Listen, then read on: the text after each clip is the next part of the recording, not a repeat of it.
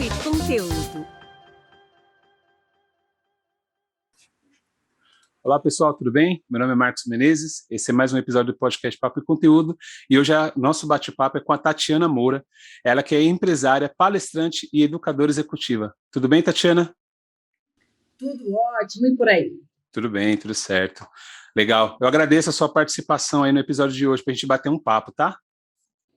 Vamos lá, vamos falar sobre o tempo, né? Que talvez Exatamente. seja aí o maior problema, um dos problemas que o empreendedor tem passado aí nos últimos tempos. É legal, é isso mesmo. Bom, então, a primeira pergunta é bem direta. Como podemos administrar o nosso tempo?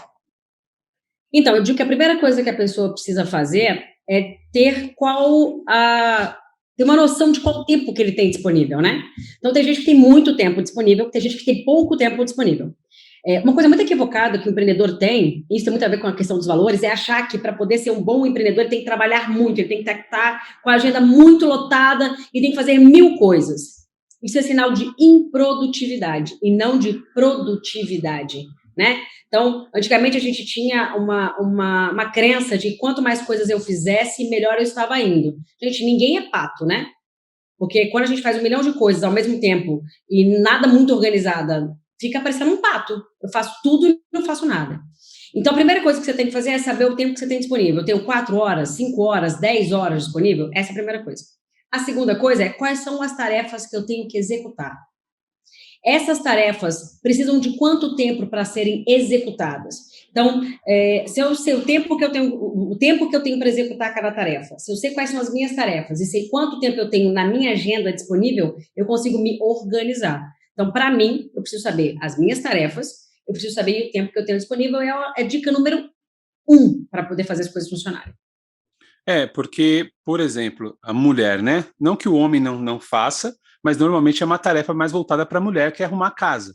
Então ela é mãe, empreendedora, tem que arrumar a casa, e ela fala, eu só tenho 24 horas, quer dizer, não 24 horas, porque 8 ela passa dormindo, e o restante das horas que sobra, ela tem que tentar encaixar tudo dentro daquilo que ela precisa fazer. Você como mulher, como é que é para você isso? Essa questão do tempo com esses 200 milhões de coisas para fazer?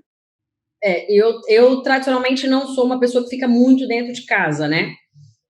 A vida de empresária me tirou um pouco essa função de arrumar a casa, digamos assim. Não que eu não arrume, né? Porque, por exemplo, durante a pandemia, essa função ficou 100% nas nossas mãos, né? Claro que eu divido com o meu esposo e isso é muito maduro e muito natural entre os casais atuais, né? A gente divide essas funções. Enfim, e meu marido é muito conivente com essa situação, mas o que eu faço é saber o que é prioridade. Então, se eu tiver que fazer uma reunião, se eu tiver que viajar, se eu tiver que fazer uma entrega, o que é prioridade? Varrer a minha casa ou fazer uma entrega no trabalho? E aí começam as complexidades. Você começa a se questionar, tipo, nossa, mas a minha casa tá suja, nossa, minha roupa tá para lavar. Mas aí você tem que começar a ir quebrando essas situações. O que é prioridade? Né? E aí vem a segunda dica. Faça uma lista de prioridades. Divida a sua agenda em coisas emergenciais, coisas importantes e coisas circunstanciais. O que são as coisas emergenciais? São aquelas coisas que se você não fizer hoje, aquilo vai estourar, vai virar uma bomba, uma coisa que vai ficar inadministrável, você vai perder ou dinheiro, ou sono, ou qualquer coisa do gênero. Coisas importantes são itens que você pode encaixar em qualquer dia da sua agenda, de segunda a sexta ou de segunda a domingo. Você pode fazer em qualquer momento, em qualquer horário, porque é importante. Mas ela pode se tornar emergencial se você esquecer de cumprir. E circunstancial são coisas que, se você fizer hoje ou fizer daqui a 30 dias, não vai mudar a sua vida. Vou te dar um exemplo. Eu tenho uma coisa que, para mim, é circunstancial e para algumas pessoas não são. Para mim, lavar o carro é uma coisa circunstancial. Meu carro pode passar 30 dias sem lavar. Tati, vai dar barata. Não vai, né, gente? Não como dentro do meu carro.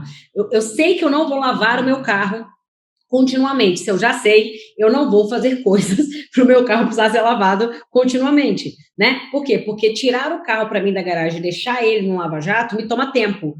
E esse tempo eu vou usar para outra coisa. Então, você precisa administrar o seu tempo conforme as suas necessidades. Entende? Sim, sim. Você acredita que é muito difícil a questão da prioridade? Porque, assim, para mim, muitas vezes, decidir o que é prioridade e o que não é, fica um pouco complicado, né? Tipo, pô, será que isso aqui é prioridade mesmo? Não, acho que eu posso fazer depois, como você falou, como uma coisa importante. Mas às vezes não era uma coisa emergencial. E aí acaba passando. Eu falo, nossa, agora já foi. Agora eu tenho que tentar me desdobrar para tentar resolver um problema que eu poderia ter resolvido lá atrás, mas eu achava que não era uma prioridade e na verdade era, né? Eu acho que a grande pergunta que você tem que fazer, a hora que você vai dividir essas tarefas, é qual a consequência de não fazer aquilo agora. Muito bom. Então, assim, eu me pergunto, qual é a consequência de não lavar o meu carro agora? Nenhuma. Se eu lavar, ok. Se eu não lavar, vai fazer a menor diferença, né? A diferença se eu tiver que buscar alguém muito importante no aeroporto. Aí eu vou ter consequência, né? Pô, que a pessoa vai achar que eu sou uma pessoa que não sou zelosa, que não cuido do meu carro, não vai ficar bonito. Então, opa, neste caso, lavar o meu carro é uma coisa importante. Então, você tem que avaliar qual é a consequência naquele momento dessa ação que você está tomando, pelo sim e pelo não, né? Então, essa é a questão da prioridade. Talvez para mim seja um pouco mais fácil, porque eu não tenho filhos. Eu acho que para quem tem filhos, a maternidade termina sendo um ponto muito primordial. Os filhos terminam vindo em primeiro lugar, né? E isso também tem muito a ver com os nossos valores, né? Todos os seres humanos são formados de valores de crenças, né? E aí, tanto as nossas crenças quanto os nossos valores, eles são formatados durante a nossa infância, diante das nossas experiências. Então, isso também, querendo ou não, intermedia sobre como a gente define o que é importante para a gente ou não. Então, por exemplo, quem tem o valor família muito arraigado, é muito difícil essa pessoa não priorizar a família. Então, quando ela precisa abrir mão de algo com a família para priorizar o trabalho, ela sofre. É. Há um sofrimento nessa ação, né? E aí como que faz, Tati? E aí, às vezes, ela precisa não priorizar a família, negociar esse valor para poder ter um sucesso, às vezes, em prol da família, né? Exatamente. Mas tudo isso tem que ser assim, com muito carinho, né? E é por isso que eu digo, toda decisão que você tem que priorizar, você tem que pensar nos prós e nos contras. Isso que você falou, eu já vi muito empreendedor falando, porque a questão da família, né? Puxa, eu não vou deixar minha família num domingo de manhã, deixar de tomar um café com a minha família para ir trabalhar. E aí muitas pessoas vão falar, nossa, você está priorizando o seu trabalho ao invés da sua família. A pessoa fala, não, claro que não. Eu estou trabalhando agora porque no futuro eu quero dar um futuro melhor. Só que tem aqueles casos que a pessoa trabalha, trabalha, trabalha, trabalha, esquece a família e vai dar atenção para o filho quando já tem 20 anos e aí já foi, né? Então, essa questão que você falou eu acho muito importante porque a questão da família, como é algo muito emocional, né? Muito apego, você cresceu, tem aquela ligação, é realmente muito difícil, né? Para você entender que às vezes vai ser necessário você deixar a sua família, não de lado, mas deixar ela stand-by, digamos assim, para você ir trabalhar, para você justamente dar aquilo que você quer que ela tenha ou que ela necessita, né? E é importante que, como a gente está falando de organização do tempo, de organizar espaço para tudo que você precisa, tem que ter na sua agenda um espaço para sua família, né? Uma coisa que é fato, assim, nós precisamos cumprir todos os nossos papéis, né? Então, assim, quais são os meus papéis? Eu tenho o papel de esposa, o papel de empresário, o papel de empreendedor, o papel de tia, o papel de mãe de pet, que eu tenho os meus bichos, e eu preciso cumprir esses papéis na minha agenda. Então, eu tenho que ter noção dos meus papéis, né? A partir do momento que eu cumpro muito um papel e não cumpro o outro, eu crio um desequilíbrio. Então, Uhum. geralmente, as pessoas que trabalham muito, que estão. As pessoas chamam assim, ela é workaholic. Gente, não é bonito você ser workaholic, não é bonito você ser uma pessoa que morre de trabalhar. Isso significa que há um desequilíbrio na sua vida, porque provavelmente você morre de trabalhar de um lado, porque você está fugindo de alguma coisa aqui do outro lado. Você está fugindo da sua vida emocional, você está fugindo do seu relacionamento, você está fugindo da sua família, você está fugindo de alguma coisa que está acontecendo aqui, então você está fugindo pelo trabalho. Você está trabalhando muito para não ter que viver uma outra situação aqui, né? Então, a gente precisa entrar num equilíbrio. Então, eu, por exemplo, já fui workaholic, então eu digo isso porque eu sei do que eu estou dizendo, eu vivi isso. Então, uma pessoa que passou muito tempo sem conseguir ir na casa da mãe, durante, sei lá, 4 meses, 5 meses, sem ver o pai e ver a mãe, né? E aí, a pandemia, para mim, foi outro choque, porque eu já tinha passado essa fase, né, de conseguir ver pai e ver a mãe. E quando eu percebi que eu estava perdendo o convívio com os meus sobrinhos, perdendo o convívio com algumas pessoas, eu falei, cara, o que é isso? Eu estou priorizando o lado errado, porque eu preciso conviver com as minhas dores e eu preciso ultrapassar as minhas dores. E aí você fala assim, Tati, o que isso tem a ver com gestão do tempo? Tem tudo a ver, porque você precisa ter tempo para você. Você precisa ter tempo para cuidar de você. Porque se você estiver doente, se você não estiver bem fisicamente, mentalmente, o seu negócio não vinga. O seu negócio não anda. Se você não souber que a prioridade do seu negócio é a sua saúde, é a saúde do empreendedor, não existe negócio com o empreendedor doente. Não existe negócio com o empreendedor que não está saudável mentalmente. Né? Não existe. Então, eu aprendi a cumprir os meus papéis, aprendi a colocar, inclusive na minha agenda, o dia da minha família, né? Não abro mão de algumas coisas, não negocio outras, e às vezes negocio sim, às vezes sábado e domingo eu estou viajando a trabalho, mas eu sei que aquele sábado e aquele domingo eu estou proporcionando algo melhor para minha família, porque no sábado que vem eu vou passar o sábado e domingo com eles e vai ser tão gostoso quanto, entende? Então, o tempo que eu estou com eles, eu aproveito o máximo possível. Não, legal. Por exemplo, tem pessoas que eu já li, né, empreendedores falando assim, olha, eu tenho o mesmo tempo que você tem, e eu tenho reunião, eu tenho não sei o quê, e eu consigo ter êxito naquilo que eu faço. E às vezes aquelas pessoas que têm o mesmo tempo que a outra tem, não tem tantas atividades como um grande empreendedor, por exemplo, tem, e não consegue fazer metade das coisas que ele faz. E uma vez eu lembro que eu comentei isso com uma colega, ela falou assim, mas não importa a vida dele. Eu falei, não, mas não é a questão da vida dele, e sim a questão da situação em si. Se ele tem tantas atividades e consegue, por que você não consegue? Ou por que eu não consigo? Por exemplo. Então, essa questão de conseguir, uma pessoa conseguir algo, outra não conseguir, eu volto para uma coisa que tem lá atrás, né, que eu coloquei lá atrás.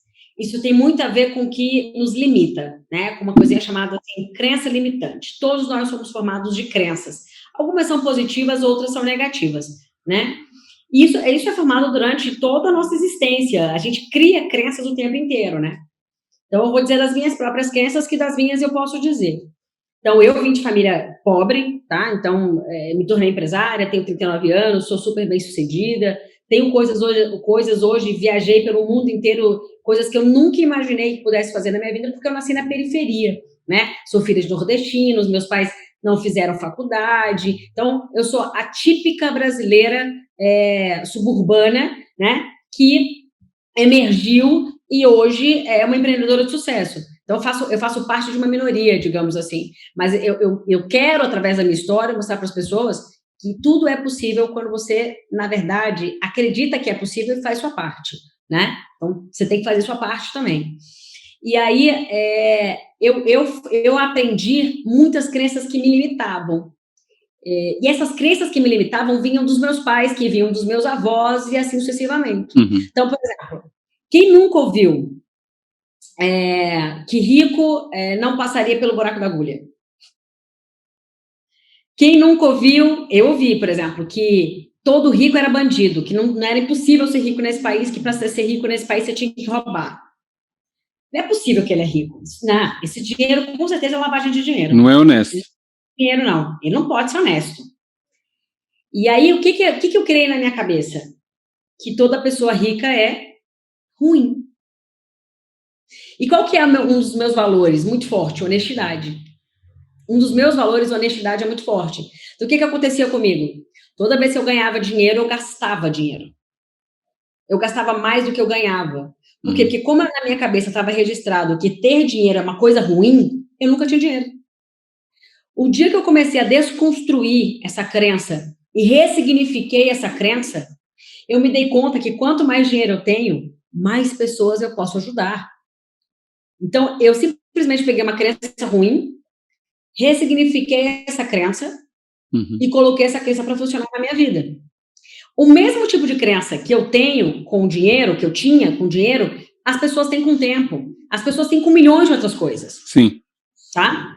E é por isso que algumas pessoas chegam mais longe, outras não. Porque algumas pessoas têm crenças que as limitam. Elas têm medo do sucesso, elas têm medo de não dar conta, elas acreditam que precisam ser perfeitas, por isso procrastinam, elas, enfim, se sabotam, e assim sucessivamente, né?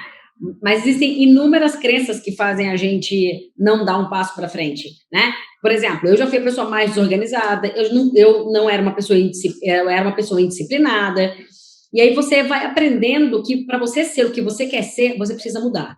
Você precisa ressignificar as coisas. E hoje eu sou uma pessoa organizada, eu sou uma pessoa financeiramente organizada, eu sou uma pessoa com uma agenda organizada, eu sou uma pessoa disciplinada. E aí você vai dizer assim, com tudo? Claro que não, gente. Meu armário, se abrir ali, você pode ter certeza que deve cair umas roupas ali.